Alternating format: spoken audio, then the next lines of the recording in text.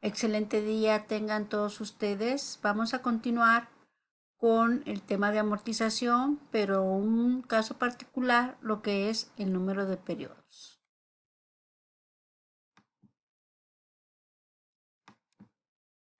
Para calcular el número de periodos vamos a utilizar la fórmula que ya vimos cuando teníamos la anualidad o estábamos viendo las anualidades vencidas. Entonces nuestra fórmula era n es igual al logaritmo de r menos el logaritmo de r menos i por c, todo esto entre el logaritmo de 1 más i. Ya sabemos que r es la renta, c es el capital y es la tasa de interés. Primer ejemplo. Este ejemplo ya lo vimos cuando vimos el tema de anualidades. Dice, ¿cuántos pagos de 607.96 pesos al final de mes tendría que hacer el comprador de una lavadora que cuesta 8.500 pesos? Si da 2.550 pesos de enganche y acuerda pagar 24% de interés capitalizable mensualmente sobre el saldo. Elabore la tabla de amortización que muestre cómo se liquida la deuda. Aunque este problema se puede resolver con pura fórmula, vamos a ver cómo lo estaríamos resolviendo con una tabla en Excel. Entonces dice el valor de la renta, ya nos lo están dando, pero luego nos dice que la lavadora cuesta 8.500 y que vamos a dar 2.550 de enganche. O sea, quiere decir que el capital ya se disminuyó. Por lo tanto, ahorita lo vamos a ver acá en la siguiente tabla.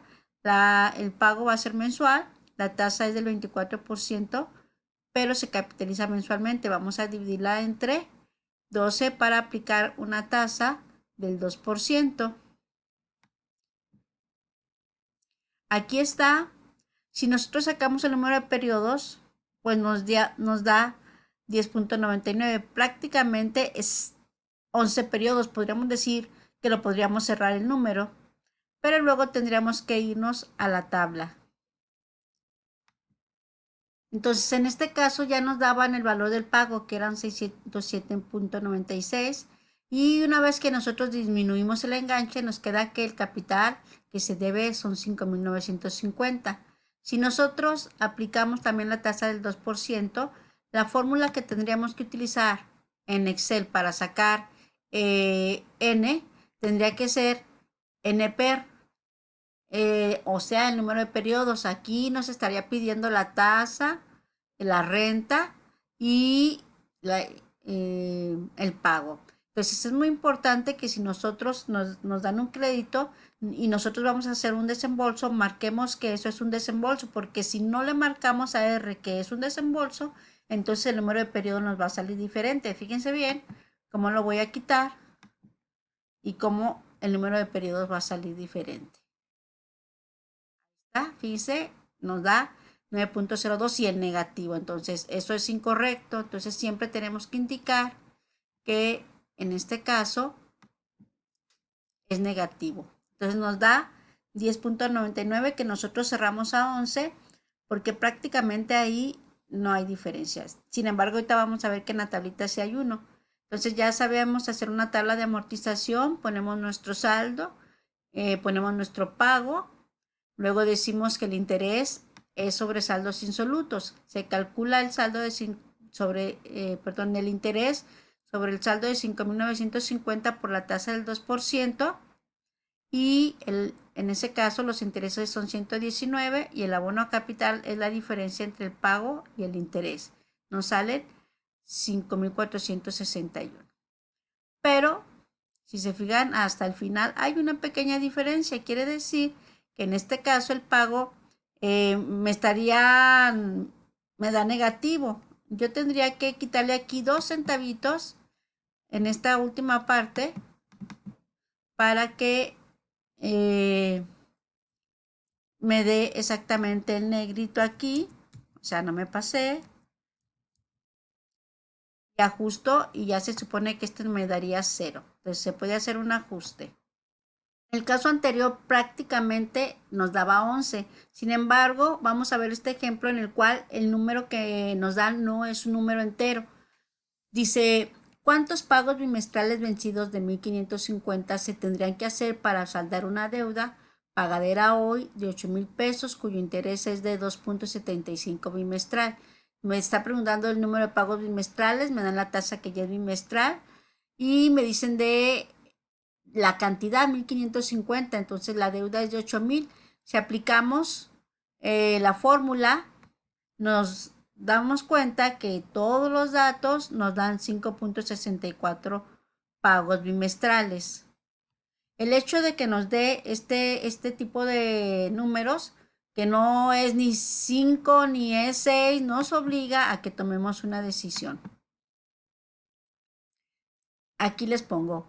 El número de pagos no es un número entero, se puede cerrar hacia arriba o hacia abajo y se presenta para este caso la opción de cerrar a 5 o 6 pagos.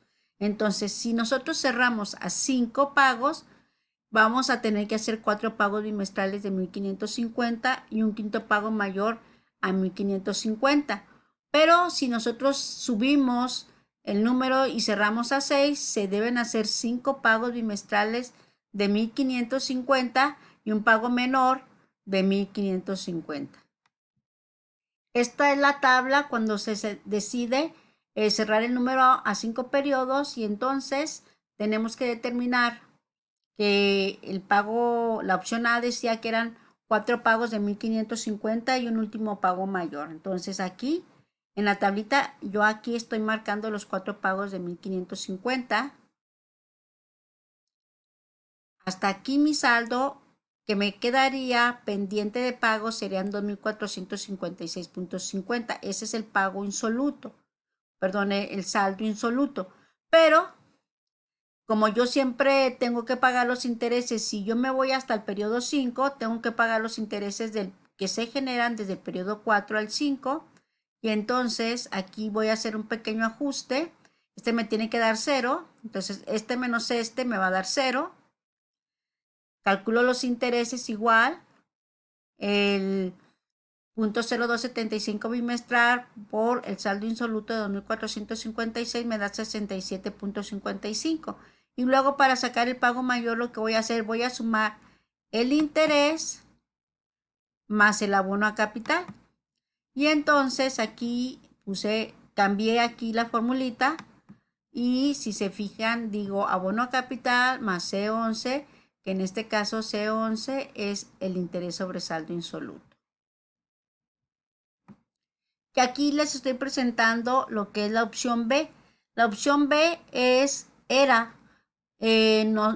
cerrar el número a 6 y en este caso hacer 5 pagos de 1,550 y un último pago menor. O sea, lo extendimos el plazo, entonces el pago tiene que ser menor. Entonces, lógico es que aquí pongo todos mis datos de cuánto es la R, pero al presentar la tabla yo voy viendo pues que el capital eran de 8,000, vamos a dar 220 de interés, aquí vamos viendo el comportamiento del abono a capital. Bueno, cada vez va aumentando más el abono a capital, pero al llegar al periodo 5 se deben 974.05 de capital.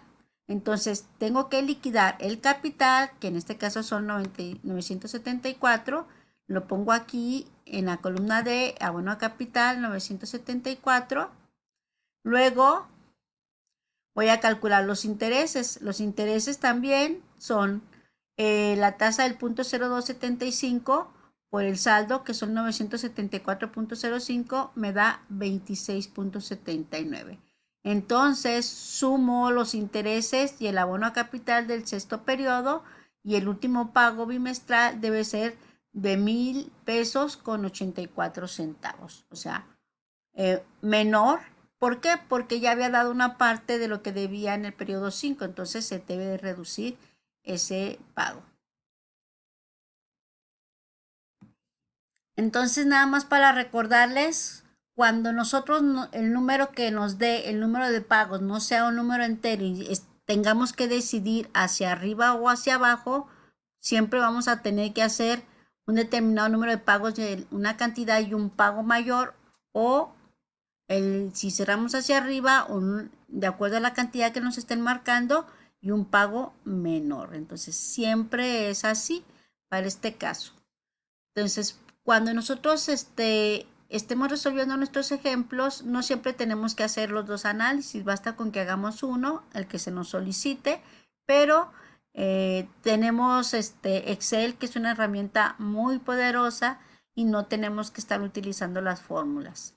Dirán ustedes que entonces para qué veíamos las fórmulas, pero lo que vamos viendo es el comportamiento y después al final estábamos siempre usando Excel. Entonces, con esta parte que acabo de ver ahorita, yo daría por concluido lo que es el tema de amortización y para la siguiente sesión estaría viendo lo que es el fondo de amortización, las diferentes variables con fondo de amortización. Nos vemos hasta la siguiente clase. Ya saben que va a haber tarea, la señalo más adelante.